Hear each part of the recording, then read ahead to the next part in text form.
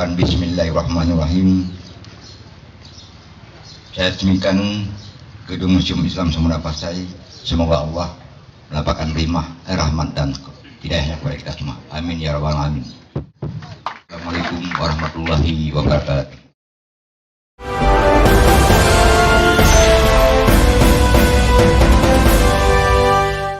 Kejaksaan Negeri Aceh Utara saat ini sedang menangani penyidikan perkara pidana korupsi proyek Monumen Islam Samudra Pasai yang terletak di Kecamatan Samudra, Aceh Utara